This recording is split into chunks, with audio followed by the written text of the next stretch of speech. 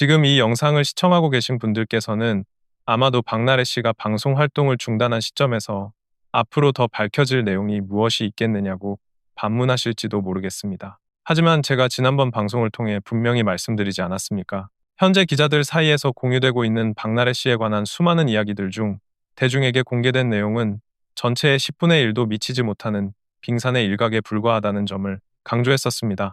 바꿔 말하면 아직 드러나지 않은 이야기가 지금 나온 것보다 최소 10배는 더 존재한다는 소문이 파다했던 것입니다. 실제 상황을 되짚어보면 지난 8일에 박나래 씨 측은 전격적으로 2차 입장문을 발표하려는 계획을 가지고 있었습니다.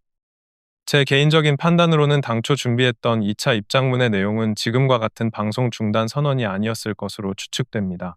아마도 계속해서 방송 활동을 이어갈 것이며 논란이 된 부분에 대해서는 강력한 법적 조치를 취하겠다는 식의 강경한 내용이 주를 이루었을 것입니다. 그렇게 생각하는 이유는 바로 직전까지 흘러나왔던 이야기들의 기조 때문입니다. 12월 8일 직전까지만 해도 매니저들에 대해 횡령 및 공갈 혐의로 법적 대응을 예고했던 것이 박나래 씨 측의 공식적인 입장이었기 때문입니다. 그런데 박나래 씨 측의 주장에 따르면 매니저와 대화를 통해 오해를 풀고 원만히 해결되었다고 합니다. 그럼에도 불구하고 시청자들에게 심려를 끼쳐드린 점에 대해 책임을 느끼고 방송을 중단하겠다고 발표했습니다.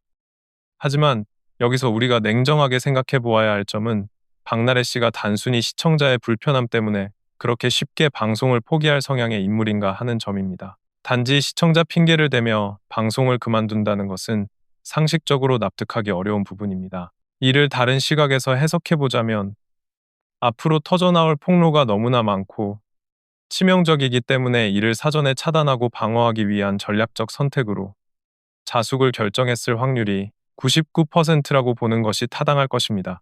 이번 사건의 경우 폭로에 나선 매니저는 두 사람입니다. 이들이 박나래 씨에 대한 추가 폭로를 감행했는데 주목해야 할 점은 이 내용이 공개된 시점입니다. 박나래 씨가 방송 중단을 선언하고 매니저들과 합의가 끝났다고 발표한 직후에 이 폭로 내용이 터져나왔다는 사실은 시사하는 바가 큽니다. 이것이 의미하는 바가 과연 무엇일까요? 우선 폭로된 내용들을 하나씩 면밀히 살펴볼 필요가 있겠습니다. 충격적인 내용 중에는 와인잔을 던져서 매니저가 응급실에 실려갔다는 이야기, 그리고 매니저들을 24시간 대기시키며 술자리 시중까지 강요했다는 내용이 포함되어 있습니다. 박나래 씨의 지인들 증언에 따르면 그녀는 거의 하루도 빠짐없이 매일 술을 마셨다고 합니다. 인기 개그우먼으로서 촬영 스케줄이 살인적으로 빡빡함에도 불구하고 매일같이 술을 마시다 보니 몸 상태가 정상일 리 없었을 것입니다. 결국 망가진 컨디션을 회복하기 위해 불법적인 시술까지 받았다는 의혹이 제기되고 있는데 어떤 의미에서는 정말 대단한 체력이라고 할 수도 있겠습니다. 이미 방송계에서는 박나래 씨가 애주가라는 사실이 널리 알려져 있습니다. 하지만 하루 이틀 즐기는 수준이 아니라 거의 매일 폭음을 하고 무리하게 방송 스케줄을 소화하다 보니 체력이 남아날 수가 없었을 겁니다. 결국 링거를 꽂은 채 운전을 하거나 차 안에서 수액을 맞으며 이동해야 했고 급기야 불법 시술에까지 손을 대게 된 것으로 보입니다. 또한 이번에 폭로를 터뜨린 두 명의 매니저는 특이하게도 남성이 아닌 여성 매니저였다고 합니다. 박나래 씨는 이 두 분이 퇴사를 결심하기 전까지 도대체 왜 그만두려고 하는지 전혀 이유를 알지 못했다고 전해집니다. 이는 오랜 기간 동안 박나래 씨의 행동에 대해 쌓여왔던 불만과 감정이 한꺼번에 폭발했음을 시사합니다.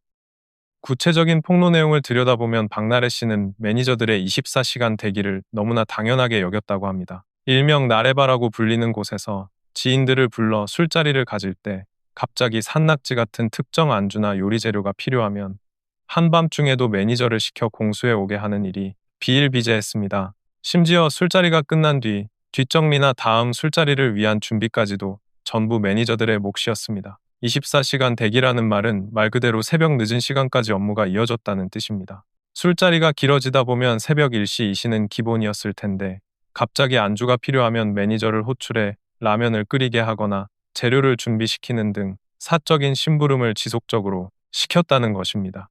이 정도만 해도 갑질의 수위가 심각하다고 느껴지는데 결정적인 사건은 따로 있었습니다. 대기 중인 매니저가 박나래 씨의 강요에 의해 술을 사오거나 안주를 제대로 준비해 오지 못하면 그녀는 불같이 화를 냈다고 합니다. 한 번은 박나래 씨가 분노를 참지 못해 매니저에게 술잔을 던졌는데 하필 그게 와인잔이었습니다. 깨진 유리 조각에 매니저가 손등을 맞아 응급실까지 가서 치료를 받아야 했던 위험한 상황도 있었다고 합니다. 정말 믿기 힘든 이야기입니다. 앞서 말씀드렸듯이 문제의 매니저들은 여성분들이었습니다. 24시간 대기하며 술 심부름을 하고 안주를 사나르는 것도 모자라 사소한 실수에 대해 인격적인 모독을 당하고 엄청난 분노를 받아내야 했다는 것입니다. 자신의 감정을 주체하지 못해 사람에게 와인잔을 던질 정도라면 이는 단순한 화풀이를 넘어선 심각한 폭력 행위입니다. 보통 부모님 욕을 듣거나 하는 극단적인 상황이 아니고서야 음식 심부름을 조금 잘못했다고 해서 사람에게 물건을 던질 만큼 화를 내는 것이 정상적인 범주인지 의문이 듭니다. 이뿐만 아니라 매니저들이 결국 일을 그만두게 만든 결정적인 계기가 있었습니다. 이분들은 약 1년 2개월 동안 온갖 부당한 대우를 버티며 일해왔습니다. 그러던 중 지난 1월 방영 예정이었던 예능 프로그램 너도 신나 나도 신나의 촬영이 지난달 8일과 9일에 강원도에서 진행되었습니다. 사건은 바로 11월 8일 촬영 현장에서 터졌습니다. 강원도 촬영을 떠나기 전 2명의 여성 매니저는 박나래 씨에게 필요한 짐이 있으면 미리 꺼내만 달라고, 그러면 자신들이 챙기겠다고 요청했습니다. 하지만 박나래 씨는 계속해서 필요한 짐이 없다고 답했다고 합니다. 그런데 막상 촬영 현장에 도착하자 박나래 씨는 갑자기 필요한 물건들이 있다며 와인잔, 조명, 매트 등을 찾아오라고 지시했습니다.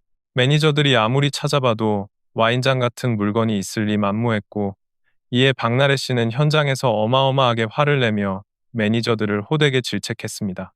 당시 현장에는 수많은 스태프들과 헤어 메이크업 담당자들이 지켜보고 있었는데 그들 앞에서 공개적으로 면박을 주고 모욕을 준 것입니다. 이에 깊은 치욕감을 느낀 매니저들은 11월 8일을 기점으로 더 이상 박나래 씨와는 일할 수 없다고 결심하게 되었습니다. 와인잔에 맞아 응급실에 실려가는 수모를 겪으면서도 버텼던 그들이었지만 공개적인 장소에서의 모멸감은 견딜 수 없었던 모양입니다. 여기서 우리가 주목해야 할 또 다른 포인트는 이 폭로 내용이 처음 대중에게 공개된 시점이 12월 8일 저녁 무렵이라는 사실입니다. 박나래 씨가 공식 입장을 발표한 것은 12월 8일 아침이었습니다. 그녀는 분명히 매니저들과의 오해를 풀었다.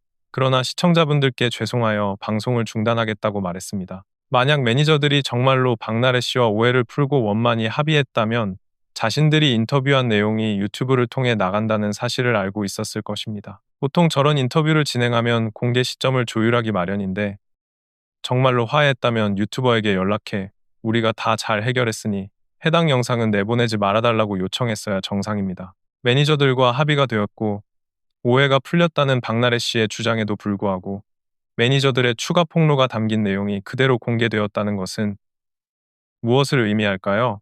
이는 박나래 씨의 말과는 다르게 실제로는 오해가 전혀 풀리지 않았거나 여전히 갈등이 봉합되지 않았을 가능성을 강력히 시사합니다.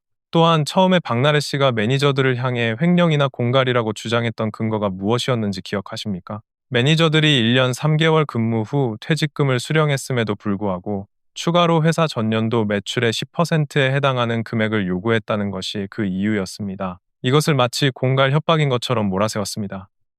하지만 내막을 자세히 들여다보니 사정은 달랐습니다. 원래 박나래 씨는 JDB 엔터테인먼트 소속이었는데 자신의 어머니가 설립한 기획사로 이적하게 되었습니다. 이 과정에서 이번 논란의 중심에 있는 2명의 매니저를 데리고 나왔던 것입니다. 한 분은 이사급 대표였고 다른 한 분은 신임 매니저였는데 이사급 대표는 이전 소속사에서부터 3년이나 동고동락한 사이였습니다. 당시 박나래 씨는 이사급 대표를 스카우트하기 위해 1인 기획사처럼 함께 가자고 제안하며 파격적인 조건을 내걸었다고 합니다. 월급 500만 원과 회사 수익의 10% 배분을 약속하고 JDB에서 데리고 나왔다는 것입니다. 하지만 약속과는 달리 실제 지급된 월급은 300만 원 정도에 불과했고 수익 배분 약속 또한 전혀 지켜지지 않았습니다. 이런 상황에서 정당한 권리를 주장한 것을 두고 박나래 씨 측은 전 매니저가 수억 원을 부당하게 요구했다며 공갈로 몰아가는 입장을 냈던 것입니다. 제 예상으로는 이 문제는 여기서 끝날 것 같지 않고 당분간 지속될 것으로 보입니다. 특히 기자들은 주사이모라고 불리는 인물에 대해 매우 큰 관심을 보이고 있습니다. 제가 보기에 주사이모와 관련된 건 단순히 한두 가지 에피소드로 끝날 문제가 아닙니다. 아마 박나래 씨뿐만 아니라 다른 연예인들까지 엮여있는 더 큰 스캔들이 터져나올 가능성이 높습니다. 이에 대해서는 추가적인 정보가 입수되는 대로 제가 다시 한번 깔끔하게 정리해서 전해드리도록 하겠습니다. 오늘도 긴 영상을 끝까지 시청해 주셔서 진심으로 감사드립니다.